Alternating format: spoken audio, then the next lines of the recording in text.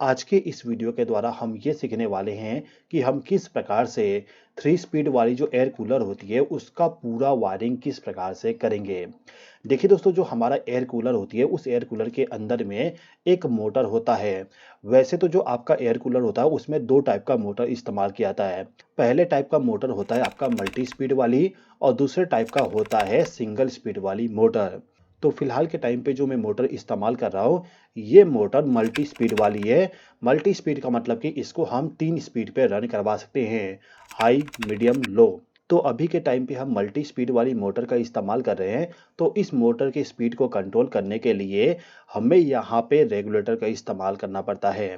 वैसे तो हम इसको रेगुलेटर नहीं कहेंगे, इसको कहेंगे रोटरी स्विच, क्योंकि इसके जरिए हम केवल पावर सप्लाई का चेंजेस करेंगे। अब ये जो मोटर है इस मोटर को चालू और बंद करने के लिए एक स्विच का इस्तेमाल किया जाएगा। तो ये हो गया हमारा फैन वाली स्विच।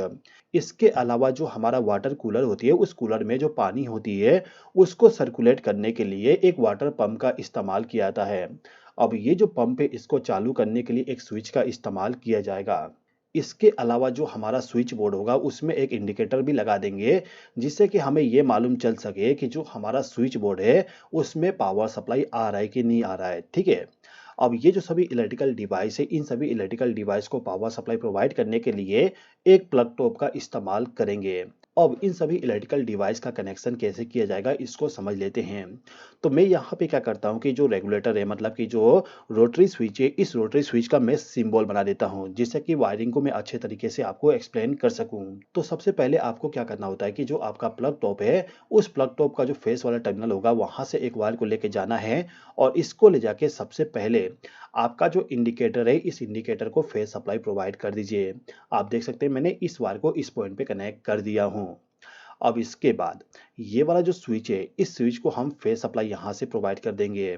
इसी प्रकार से दूसरे वाले स्विच को भी यहाँ से एक वायर को लूप करके फेस सप्लाई प्रोवाइड कर देंगे। अब ये जो इंडिकेटर है इस इंडिकेटर को ऑपरेट करने के लिए, मतलब कि पावर सप्लाई को बताने के लिए न्यूट्रल सप्लाई भी चाहिए। तो जो आपका न्यूट्रल सप्लाई है उस न्यूट्रल सप्लाई को ले जाके इस इंडिकेटर को न्यूट्रल सप्लाई डायरेक्टली प्रोवाइड कर दीजिएगा। अब ये जो वाटर पंप है इस वाटर पंप को चालू और बंद करने के लिए इस वाले स्विच का हम इस्तेमाल करेंगे। तो हम क्या करेंगे कि इस स्विच का जो दूसरा टर्मिनल है इस वाले टर्मिनल से एक वायर को कनेक्ट करके ले जाएंगे और इस वाले पंप को फेस सप्लाई प्रोवाइड कर देंगे।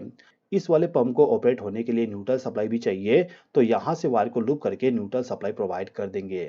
तो ये वाला जो पंप है इसका पूरा कनेक्शन तो कंप्लीट हो चुका है। अब हमें केवल इस मोटर को चालू करने के लिए पावर सप्लाई प्रोवाइड करना है। ये जो मोटर है इस मोटर में आप देख सकती हो कि कैपेसिटर का वायर अलग ही है, मतलब कि कैपेसिटर ऑलरेडी कनेक्ट होता है, आपको कनेक्ट करने की जरूरत नहीं पड़ेगा।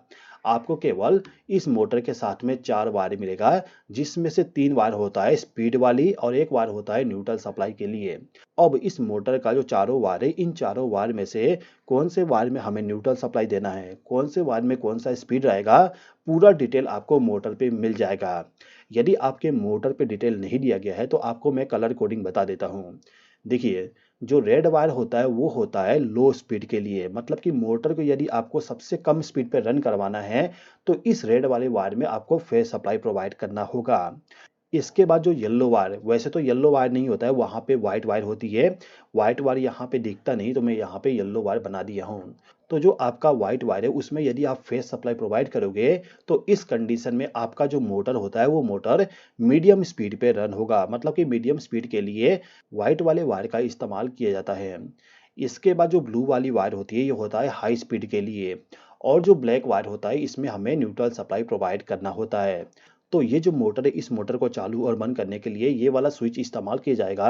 तो इस स्विच का जो दूसरा टर्मिनल है इस टर्मिनल से एक वायर को कनेक्ट करके ये जो जीरो वाला पॉइंट है इस पॉइंट पे मैं कनेक्ट कर दूंगा। जो आपका रोटरी स्विच होता है उसके बैक साइड में यदि आप देखोगे तो आपको वहां पे 4 टर्मिनल मिलेगा और हर एक टर्मिनल पे नंबरिंग लिखा होता है। जिस वाले टर्मिनल पे 0 लिखा होगा वहां पे आप फेस सप्लाई कनेक्ट कर दीजिएगा। इसके बाद जो 1 नंबर का टर्मिनल है उस टर्मिनल से एक वायर को ले जाके आपका जो रेड वायर है उसके साथ कनेक्ट कर देना है, मतलब कि लो स्पीड के लिए 1 नंबर टर्मिनल इस्तेमाल किया जाएगा। इसके बाद जो 2 नंबर का टर्मिनल है इस टर्मिनल के साथ एक वायर को कनेक्ट करके ले जाएंगे और मीडियम स्पीड वाले वायर के साथ इसको कनेक्ट कर देंगे, मतलब कि जो हमारा व्हाइट वाली वायर होगी उसके साथ इसको कनेक्ट करना होगा। इसके बाद जो हमारा ब्लू वायर है, इस वायर को पावर सप्लाई जाएगा तीसरे नंबर पोजीशन से। मतलब कि तीसरा नंबर पोजीशन सेलेक्ट करने के बाद हमारा जो मोटर है वो मोटर फास्ट रन होना चाहिए। इसके लिए हम यहाँ से वायरिंग इसको करेंगे। अब ये जो मोटर है इसको ऑपरेट करने के लिए न्यूट्रल सप्लाई भी चाहिए। तो जो ब्लैक वायर है इस वायर में यहाँ से वायर का लूपिंग करके न्यूट्रल सप्लाई डायरेक्टली प्रोवाइड कर देंगे। तो कुल मिला के आपको केवल इतना ही कनेक्शन करना होता है एक वाटर कूलर में जिसके अंदर 3 स्पीड वाली मोटर का इस्तेमाल किया गया है। यदि आपका मोटर सिंगल स्पीड वाली मोटर है तो इस कंडीशन में यहाँ पे आपको रेगुलेटर इस्तेमाल करना पड़ेगा और इसके जरिए केवल आपको फेज सप्लाई लेके जाके मोटर के साथ कनेक्ट करना है। न्यूट्रल सप्लाई आपका डायरेक्टली जाके यहाँ पे कनेक्ट हो जाएगा। तो दोस्तों मैं उम्मीद करता हूँ कि आपको ये वीडियो पसंद आया होगा। वीडियो यदि आपको पसंद आया हो तो लाइक जरूर कर दीजिएगा और चैनल को यदि आपने अभी तक सब्सक्राइब नहीं किया तो सब्सक्राइब भी कर लीजिएगा। इस वीडियो को देखने के लिए धन्यवाद।